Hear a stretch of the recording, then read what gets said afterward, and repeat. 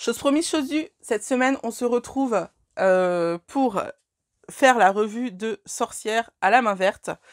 Et puis, bonjour mes sorcières, excusez-moi, j'ai oublié de vous dire bonjour, c'est pas bien. Donc évidemment, sorcière, pardon, à la main verte, guide complet de magie naturelle, comme vous l'imaginez bien, c'est un livre sur la magie verte.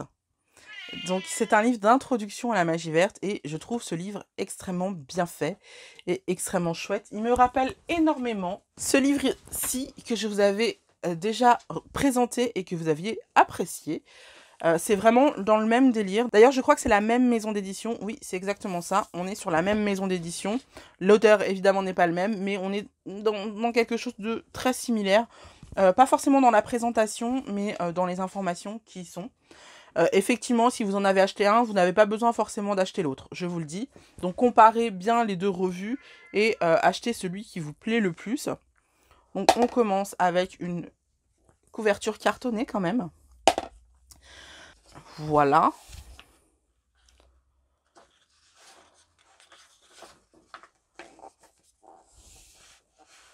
Donc là, on a les informations de la maison d'édition.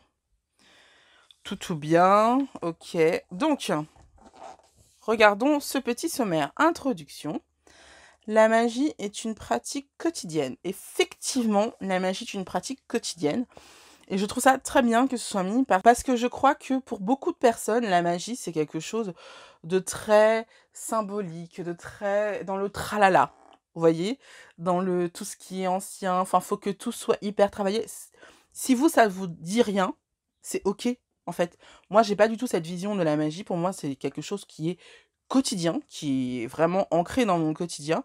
Donc c'est pour ça que, par exemple, mon livre des ombres n'a rien de très sorcier. Enfin, je digresse, mais par exemple, mon livre des ombres, c'est tout simplement un carnet notebook thérapie. Bon, il est très beau, hein, cela dit, hein, il est très beau, il a une tranche holographique. D'ailleurs, il faut que je vous fasse une vidéo dessus. Mais voilà, c'est juste un carnet avec des pointillés. Vraiment, il n'y a rien de ouf dedans. Tout simplement parce que pour moi, la magie n'a pas besoin de grands tralala. Et que moi, j'aime les carnets à pointillés, j'aime faire de belles présentations assez modernes. Donc, voilà. On n'est pas obligé d'aimer les grimoires, les vieux grimoires en cuir, avec du parchemin et tout, pour être une sorcière. On a le droit d'être une sorcière moderne et d'avoir des trucs modernes. D'ailleurs, j'ai des copines qui font leur livre des ombres dans un Happy Planner. Si je ne savais pas ce qu'est le Happy Planner, je vous invite à aller voir sur ma chaîne principale, j'en parle de temps en temps. Donc, chapitre 1, les outils de la sorcière. Chapitre 2, votre maison est votre temple. Très important. Chapitre 3, entrez dans votre jardin secret. Chapitre 4, les 4 éléments naturels et leurs plantes.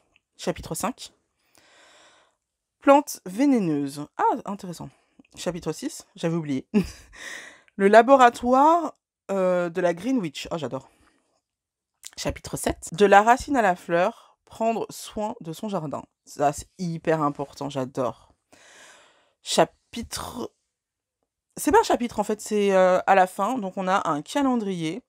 Les travaux de la Green Witch au cours de l'année magique. Je trouve ça super cool. On a un petit test, un petit psychotest. Et ensuite, on a 10 histoires magiques d'herbes et de sorcières. Ça, je trouve ça génial. Aussi, pour la culture générale, c'est trop, trop bien. Donc, pour le coup, entre celui-là et celui-là, en fait, je vous ai dit qu'il faut choisir entre les deux, mais en fait, non. Hein, je dis des bêtises parce que dans celui-là, il y a d'autres choses hyper intéressantes également. Comme par exemple la différence entre les différentes magies, ou les différents types de sorcières que j'aime aussi beaucoup dedans.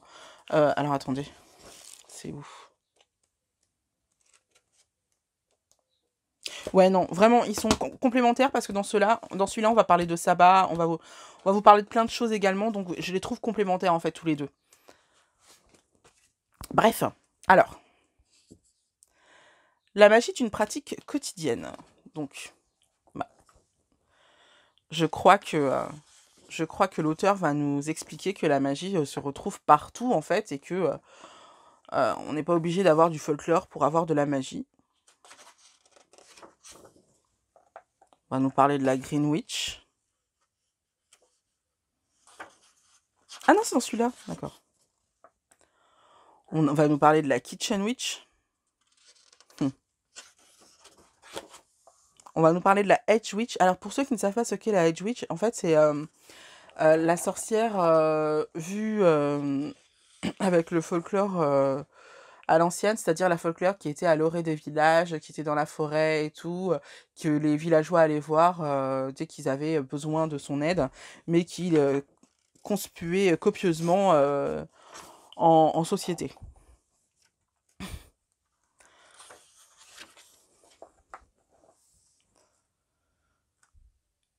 Les outils de la sorcière. On est très... ce livre me rappelle énormément... Alors, attendez. Ce livre me rappelle énormément l'édition Minalima de Harry Potter. Je trouve qu'on est vraiment dans le même délire, dans les mêmes designs. Donc, j'aime beaucoup. J'aime beaucoup l'idée de ce livre qui est très... Il manque juste les pop-up.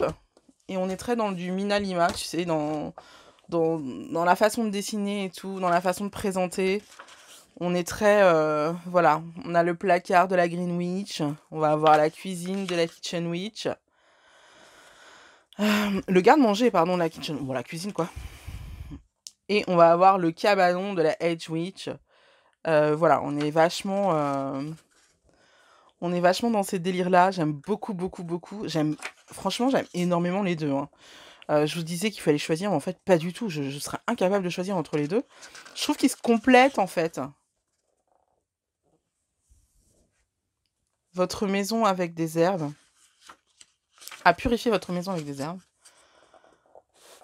Pratique de magie de la Attends, j'ai raté un truc. Ouais. Votre maison est votre temple. Donc là, purifiez votre maison. Pratique de magie et purification. Cloche, bougie, encens, enchanté.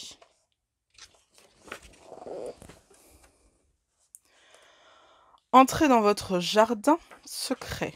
Donc que vous ayez un jardin ou pas, vous pouvez tout à fait avoir un jardin, enfin votre coin de jardin dans un jardin collectif. Ça se fait beaucoup dans les villes aujourd'hui. Créer un espace sacré à l'extérieur. Ça, c'est assez compliqué dans les villes quand même, hein, de créer son espace sacré à l'extérieur. Moi, j'ai la chance d'avoir un jardin, mais... Au clair de lune. Ah, là, on a un truc qui nous est expliqué avec les éléments. Intéressant. Je sais pas ce que c'est, je peux pas vous dire, j'ai pas encore lu. Pratique d'ancrage. Ah, super intéressant. La base. Pratique de centrage. Ah, c'est intéressant qu'elle fasse la distinction entre les deux. Les 4 éléments naturels et leurs plantes. Vous savez que chaque plante, en fait, est accolée à un élément. En général, les racines, ça va être la terre. Tout ce qui va être plante d'eau, ça va être l'eau, évidemment.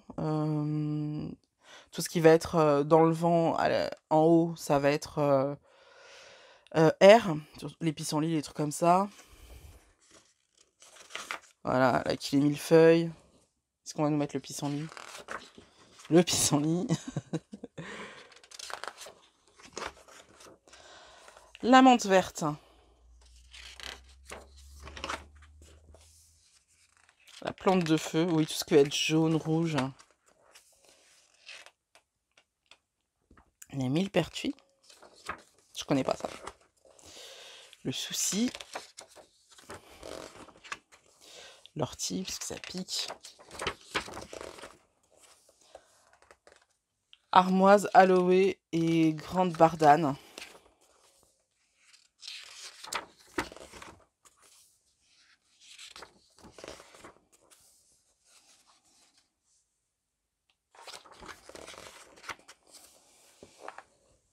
Et pour la terre, prêle des champs, consoude, officinade, pardon, plantain, lancéolé. Ouais, je connais pas du tout. Je connais pas du tout ces plantes. Il va falloir que je m'y intéresse. Je suis pas du tout un signe de terre. Hein. Je pense que vous le savez. Hein. Chez nous, c'est l'air et le feu. Hop. Hop. Ah. Je comprends pas pourquoi il tient pas à plat, parce que en fait il est avec des coutures, donc il devrait tenir à plat. Je comprends pas, c'est peut-être le papier. Alors, les plantes vénéneuses. Là, on va nous parler de tout ce qui va être belladone, tout ce qui va être les plantes qui sont utilisées par les sorcières pour avoir des effets hallucinogènes, ou comme la mandragore par exemple. La menthe tue-mouche. Comment entrer en contact subtil avec les plantes. Là, on a le laboratoire de la Green Witch. Donc, on va vous expliquer comment transformer les plantes que vous allez pouvoir avoir. Alors, là, les exemples de plantes, c'est que des exemples de plantes par rapport aux éléments. Évidemment, il y a plein d'autres plantes intéressantes à connaître qui ne sont pas dedans. D'ailleurs, j'ai envie de vous dire que les plantes les plus connues, les plus répandues chez nous ne sont pas forcément là. Et vous pouvez tout à fait échanger l'une par rapport à ses pouvoirs magiques ou par rapport à ses bienfaits de santé. Cueillir et faire sécher ses herbes. Tisane et infusion. Teinture végétale. Huile infusée et onguent. Pilule aux herbes. Vous entendez, mystique? Vinaigre de fleurs et d'herbes. Ah, ça, je connaissais pas. Extrait de fleurs. Ça va être super intéressant, ça. De la racine à la fleur, prendre soin de votre jardin. Enfin, de son jardin, plutôt. Ok, donc là, on va nous donner des petites notions de botanique. Organiser un jardin.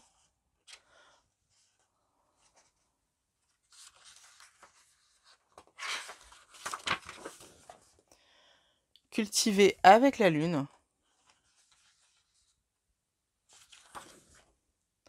Prendre soin des plantes. Le travail de la Green Witch au cours d'une année magique. Donc ça, super intéressant. Super important de faire son calendrier de witch en début d'année en fonction de ce qu'il faut faire et voilà, de se donner les tâches en début d'année parce que c'est important, quoi. Si vous voulez avoir un jardin bien entretenu, il faut savoir quand faire quoi. Donc là, on a un petit psychotest que je n'ai toujours pas fait. Et là, on va avoir 10 histoires magiques d'herbes et de sorcières. Donc ça, je trouve ça super intéressant. Donc évidemment, je vous invite vraiment à vous inspirer de ces archétypes féminins qui nous montrent la voie. Là, alors attendez, on a Brigitte avec juste le pouvoir de la guérison des herbes. Là, on a Elisa avec les orties. Là, on a les guérisseuses des Apennins avec l'herbe de la peur. Ça, je connais pas. Et qu'est-ce donc? Là, on a le rituel pour fête de la Saint-Jean avec le millepertuis. Eau de la reine de Hongrie avec le romarin. Artémis et la reine des serpents avec l'armoise.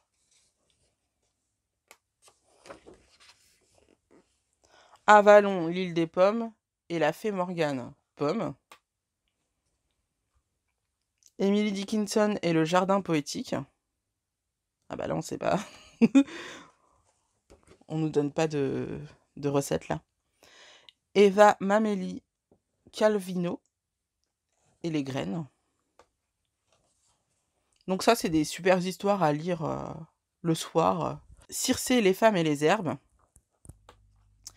Et donc après, on a une petite bibliographie. Donc ce livre est hyper intéressant, mais on va dire que moi, ce que je lui reproche un petit peu, c'est de trop voler en surface. Ah, et on a le dos, que je vais vous laisser lire, et que je vais pas lire moi, parce que flemme. Donc je vous laisse faire pause et regarder ce qui est écrit, lire ce qui est écrit. En tout cas, j'aime bien ce livre, il est vraiment très bien. Comme je vous l'ai dit, il se complète très bien avec celui-ci. Franchement, je vous invite à prendre les deux parce qu'ils sont vraiment très chouettes sur la magie verte. Si vous voulez vous introduire à la magie verte, c'est vraiment les deux que je vous recommande parce qu'ils sont très bien faits. Ils sont très sympathiques à lire, ils sont très agréables à lire. Et évidemment, je compléterai ça avec un livre d'encyclopédie des plantes, tel que par exemple celui-ci, qui est l'un de mes préférés. Donc je pense que vous auriez une super bibliothèque comme ça. Donc voilà pour mon avis sur ce livre-ci, que je trouve vraiment très, très bien. Et bah, écoutez, on se retrouve pour une prochaine vidéo très rapidement. Des bisous!